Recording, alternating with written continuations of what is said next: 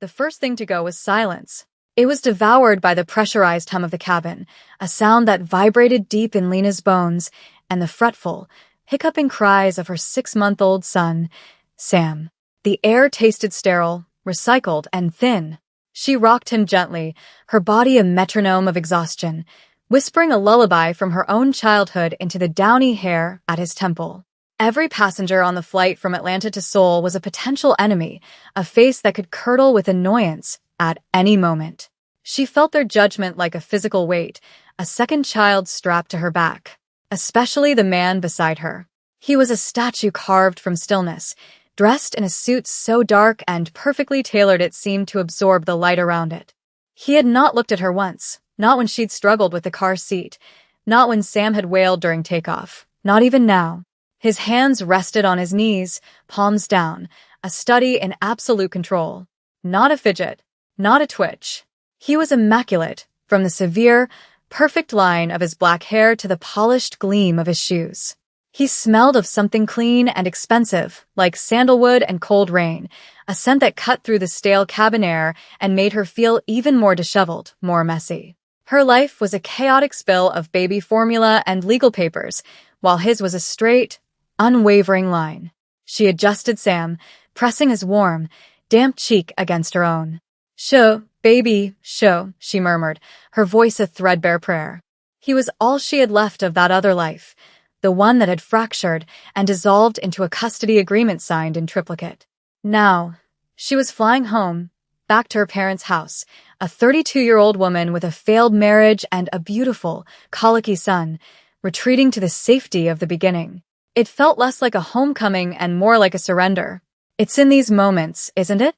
When you're stripped down to your most vulnerable self, in a metal tube 30,000 feet in the air, that you realize how fragile the walls we build around ourselves really are.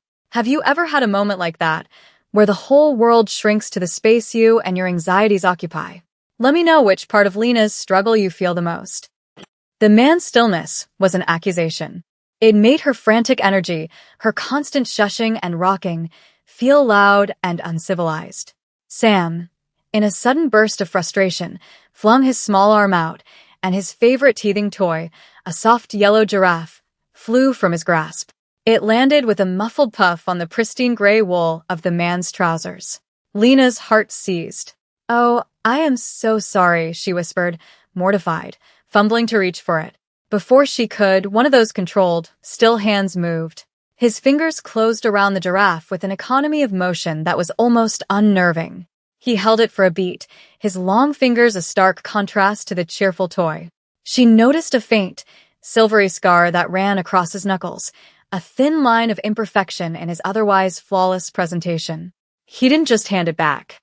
He held it out to Sam, his expression unreadable, his dark eyes fixed on the baby. Sam, momentarily silenced by the novelty, stared back, his big brown eyes wide. Then a slow, gummy smile spread across his face.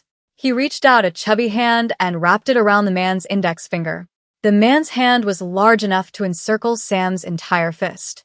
He didn't pull away. He simply sat there, a 6-month-old baby holding him captive. He turned his gaze from Sam to Lena, and for the first time, she saw something flicker in their depths. It wasn't annoyance. It was something quieter, deeper. Something that looked a lot like recognition. "He has a strong grip," the man said. His voice was a low baritone, smooth and quiet, with a precise, almost formal cadence. It held an accent she couldn't quite place, but it was the voice of a man accustomed to being listened to. "He does," Lena managed, her own voice tight. "I'm so sorry. We're bothering you," he inclined his head, a gesture so small it was almost imperceptible. "He is not a bother." The words were simple, but they landed like a pardon. A flight attendant hurried down the aisle, her smile bright but strained. She stopped, her eyes flicking to the man, and the smile faltered, replaced by a look of profound, almost fearful respect. She addressed him in Korean, her voice hushed. He replied with a single, clipped word, never taking his eyes off Lena and the baby. The flight attendant bowed her head slightly and scurried away. The interaction was over in seconds, but it changed the air around them. This was not just a wealthy businessman. This was someone else entirely. A man who commanded deference with a single word. Lena felt a new kind of unease settle in her stomach, something colder and sharper than just social anxiety. Who was he? Exhaustion is a thief. It steals your focus, your resolve, your ability to keep your head upright. Lena fought it, her eyelids feeling like they were lined with lead. Sam had finally, blessedly, drifted off to sleep, his little body heavy and warm against her chest, his breath a soft puff against her neck. The rhythmic hum of the engines was a hypnotic lullaby, and the darkness of the cabin was a comforting blanket. She rested her head back against the seat, telling herself it was just for a moment. But her body had other plans. Her head lolled sideways, and she jerked it back, a fresh wave of mortification washing over her. She could not fall asleep on this stranger, this quiet, intimidating, unnervingly still man. But the pull was gravitational. Her muscles, coiled with tension for hours, finally began to unspool. Her head drifted again, slowly, inevitably, until her temple came to rest against the firm, wool-covered expanse of his shoulder. It was solid, warm. The fabric was impossibly soft, and beneath it was the unyielding strength of muscle. She should move. She had to move. But it was like trying to swim through honey. The scent of him, sandalwood and rain, was soothing, a calm anchor in the turbulent air. Her last conscious thought was a jumble of apology and surrender. She was just so tired. And for the first time in what felt like a lifetime, some small, exhausted part of her felt safe. She didn't see the way his posture, already perfect, became even more rigid, as if bracing for the unexpected weight. She didn't see the fractional tightening of his jaw, or the way his gaze dropped to the top of her head, to the intricate pattern of her braids resting against his suit. He did not move. He did not shift or shrug her off. He simply sat, a living statue, becoming an unwitting pillow for a stranger and her child in the dark of a transatlantic flight. He stared out the window at the endless, stardusted black, a silent guardian over a peace he hadn't sought but now seemed unwilling to disturb. The quiet hum of the plane wrapped around them, an intimate cocoon in the sky, sealing them in a moment of stolen, improbable rest. The powerful Korean Mafia boss, a man whose name struck fear into the hearts of his enemies, became nothing more than a place for a weary mother to lay her head. He could feel the soft weight of her breath against his neck. Kwon Min-jun had built his entire world on the principles of distance and control. People did not touch him without invitation, and invitations were never extended. His space was inviolable, a fortress built of wealth, fear, and a grief so profound it had become the architecture of his soul. Yet this woman, this stranger with tired eyes and a laugh line he'd noticed when she smiled at her baby, had breached his defenses without even trying. She had simply fallen asleep, and her son, the small, warm weight nestled between them, had curled a hand into the fabric of his shirt, anchoring himself in his sleep. Min-jun watched the flight attendant approach, her steps hesitant. He saw the question in her eyes, the offer to intervene.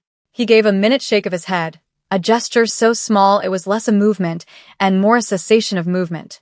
It was enough. She retreated. He was a man who moved markets, who could end a man's life with a quiet phone call, the head of the Chongryong clan. A Korean mafia boss whose very presence altered the atmosphere of a room. And he was currently trapped, not by an enemy, but by the bone-deep weariness of a young mother. He should have been repulsed, annoyed. This was a breach of protocol, a messy, human intrusion into his sterile world. Instead, he felt nothing, a strange, hollowed-out peace. The scent of her hair was of shea butter and something floral, and the baby smelled of milk and powder. It was the scent of life, uncomplicated and real. It was a scent from another world, a world he had observed from a distance but never inhabited. He remembered a different weight, a different warmth. A wife who smelled of jasmine, a future that had been erased in a storm of screeching tires and shattering glass. Grief was a cold companion. This warmth was a ghost of a forgotten language. He carefully, slowly, drew the thin airline blanket from his own seat and draped it over her and the child, his movements precise, practiced, so as not to wake them. He then returned to his stillness, a sentinel watching over their small island of peace, while outside the window, The world rushed by below, oblivious. Lena woke in stages. First came the awareness of warmth, a deep, comforting heat that had seeped into her bones. Then came the silence. Not the humming silence of the plane, but a deeper quiet. The absence of a baby's cry. The absence of a baby's weight. Panic, cold and sharp, sliced through the fog of sleep. Her eyes flew open. The cabin was still dim, but streaks of dawn were beginning to paint the horizon outside the small window.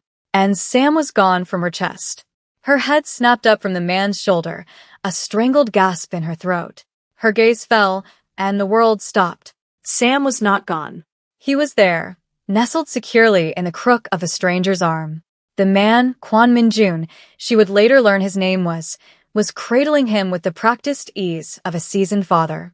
The baby was sleeping soundly, his little chest rising and falling in a steady rhythm, his face a picture of serene contentment. One of Min-jun's large, scarred hands was splayed protectively across Sam's back, a shield of warmth and strength. The thin airline blanket was tucked neatly around them both. Min-jun was not looking at the baby. He was staring straight ahead, his profile as severe and unmoving as it had been hours ago. He seemed carved from shadow and morning light. It was the most shocking, disorienting sight Lena had ever witnessed. It wasn't just that he was holding her child. It was how he was holding him, with a kind of gentle, solemn reverence. He hadn't just tolerated the imposition, he had actively participated in it. He had taken her burden and held it while she slept. She stared, speechless, her mind struggling to reconcile the intimidating, powerful aura of the man with the profound tenderness of the image before her. This was an act of kindness so quiet and so unexpected it felt more intimate than a shout, more stunning than any overt gesture. He must have felt her gaze, because he turned his head slowly. His dark eyes met hers. There was no judgment in them. No angit. Just a calm, steady watchfulness. He slept, Min-jun said, his voice low and gravelly in the morning quiet. It wasn't a question. It was a statement, a report. He had taken on the watch, and the watch had been peaceful. Lena could only nod, her throat too tight for words. The head of a powerful Korean crime family, a true Mafia boss, had been her son's babysitter for half the night. The spell shattered with the click of the seatbelt sign and the cheerful, tinny voice of the captain announcing their initial descent into Seoul. The intimacy of the shared silence evaporated, replaced by the bustle of a waking plane. Lena felt a hot flush of embarrassment creep up her neck. I am so sorry, she stammered, her hands fluttering uselessly in her lap. I can't believe I did that. I was so tired. Min-jun's expression remained unchanged. He simply watched her, his gaze intense, as if he were cataloging her flustered state. He made a small, dismissive gesture with his free hand. It is done. He then looked down at the sleeping child in his arms. With a gentleness that seemed utterly at odds with his formidable presence, he began to shift Sam back towards her. The movement was slow, deliberate, a transfer of precious cargo. As he moved, his suit jacket shifted, and Lena saw it again, clearer this time. A flash of ink at his wrist. Not just a scale, but the intricate, coiling body of a deep blue dragon, its eye a fleck of gold. It was a symbol of power, of something ancient and dangerous. Her breath caught. She had seen tattoos like that in movies, in documentaries about the Yakuza, the Triads, the organized crime syndicates of Asia. Her mind reeled. The deference from the flight attendant. The scars. The absolute, unnerving control. He was not just a businessman. He was something far more complicated, far more perilous. As he settled Sam back into her arms, their fingers brushed. His skin was cool, smooth, but she felt a jolt, a spark of electricity that had nothing to do with static. It was a current of awareness, a sudden, stark understanding that she had spent the night sleeping on the shoulder of a man who inhabited a world of shadows and violence. Sam stirred, murmuring in his sleep, and Lena automatically pulled him closer, her body forming a protective shield around him. The gesture was instinctual, maternal. But as she looked at Min-jun, she realized the most dangerous thing in the sky that night had also been their staunchest protector. The paradox was dizzying, a truth her sleep-deprived brain couldn't possibly hope to untangle. He saw the shift in her eyes, the dawning fear. A muscle in his jaw twitched. He said nothing. He simply leaned back, retreating into his fortress of silence, leaving her alone with her child and a terrifying new reality. Landing was an organized chaos of people grabbing bags and jostling for position in the aisle. Lena, trying to juggle a diaper bag, her purse, and a waking Sam, felt a surge of anxiety. But a bubble of stillness seemed to exist around seat 2B. No one crowded them. No one bumped into them. It was as if an invisible wall had been erected around Minjun. As soon as the plane doors opened, a man appeared. He was huge, built like a mountain, with a shaved head and a face that looked like it had been in a long, losing argument with a brick wall. He wore a simple black suit and an earpiece, and his eyes scanned the cabin with a flat, professional vigilance. He bowed deeply to Minjun. "Mr. Kwon," he said, his voice a low rumble. He spoke in Korean, but the name registered. "Mr. Kwon." The man nodded, and the mountain, whom she would come to know as Mr. Park, began efficiently gathering Minjun's single, elegant briefcase. It was happening. She was about to be left behind, a strange footnote in this man's journey. She should have been relieved. Instead, she felt a strange pang of something. Loss. Disappointment? It made no sense. Just as she was turning to wrestle with her own carry-on, a different man stepped into their space. He was the opposite of Mr. Park, slender, with a smile that was all teeth and no warmth, wearing a suit that was a little too shiny. "Kwon Min-jun," the man said, his tone slick with false familiarity. "A surprise to see you flying commercial. Things must be tight for the Chongryeong clan." Min-jun's face went perfectly, terrifyingly blank. The temperature in the aisle seemed to drop 10 degrees. "Choi," Min-jun said, his voice soft. Deadly. The man, Choi, let his oily gaze slide over to Lena and a now fussy Sam. His smile widened. "Making new friends? You always did have a taste for the exotic. You must be careful. Attachments can be so vulnerable." The threat was unspoken but crystal clear. It wasn't directed at Min-jun.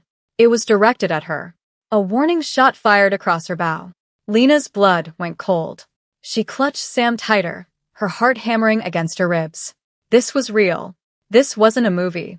She had stumbled into the middle of a war she didn't understand, and this man Choi, this smiling snake, had just painted a target on her and her baby's backs. Min-jun didn't look at Choi. He didn't raise his voice. He simply held the other man's gaze for a long, silent moment. The air crackled with a tension so thick Lena could taste it, metallic and sharp like blood. Then, with a dismissal so absolute it was more insulting than any curse, Min-jun turned his back on him. He looked directly at Lena. The blankness was gone from his face, replaced by a look of grim, immediate resolve. He saw the terror in her eyes, saw the way she was shielding her son. He had brought this to her. His world, with its casual violence and smiling threats, had just contaminated hers. He had a choice. He could walk away, leave her to fend for herself, and hope that Choi's threat was just posturing. Or he could acknowledge the truth. The moment Choi had seen them together, she had ceased to be a stranger. She had become a liability, a weakness, a pawn to be used against him. His honor, the rigid, brutal code by which he lived, would not allow it. He had unwittingly pulled her into the shadows, and he would not abandon her there. He made the decision in the space of a single heartbeat. It was a choice that would irrevocably alter the course of both their lives. "You will come with me," he said. The words were quiet, but they were not a request. They were a command, an edict delivered with the full weight of his authority. It was the voice of the Korean Mafia boss she now knew him to be. Lena stared at him, her mind racing. Go with him? A man who was clearly a gangster, a powerful figure in a dangerous underworld? But the memory of Choi's predatory smile, the veiled threat against her child, was still fresh. She was in a foreign country, alone, and she had just been marked by an enemy of a man like Kwon Min-jun. He was a known danger, yes, but he was a danger that had held her son with tenderness while she slept. Choi was an unknown, smiling poison. She looked from Min-jun's unyielding face to Sam's innocent one. She had no choice. There was no real choice at all. Before she could even nod her consent, Mr. Park was there, gently but firmly taking her carry-on from her shoulder. This way, please, the mountain rumbled, his voice surprisingly soft. And just like that, Lena and her son were swept into the powerful, perilous orbit of Quan Minjun. They didn't go through the main terminal.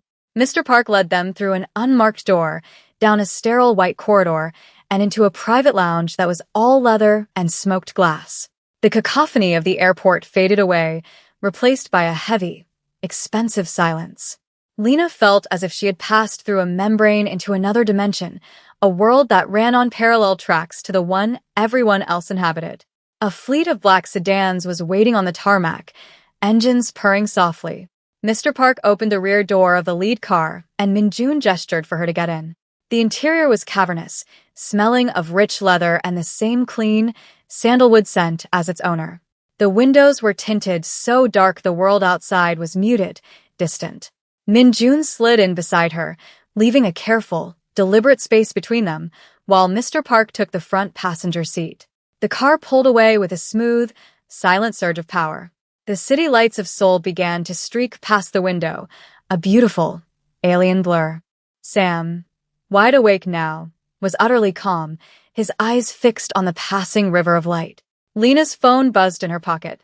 It was her best friend, Sarah, a frantic string of texts demanding to know if she'd landed. Lena's fingers trembled as she typed back a simple yes, then, taking a deep breath, she hit call. Lena. Oh, thank God. How was the flight? Is my handsome godson okay? Did you get any sleep? Sarah's voice, warm and familiar and so incredibly normal, was almost enough to make her break down. We're fine, Lena whispered, her voice barely audible over the hum of the engine. The flight was eventful. What do you mean eventful? Did someone get drunk and try to sing karaoke? Please tell me a video, something like that. She looked over at Minjun. He was staring out his window, his face a mask of stone, but she knew he was listening to every word. How could she possibly explain this? Hey, Sarah, so I accidentally fell asleep on a Korean Mafia boss, and now he sort of kidnapped me for my own protection.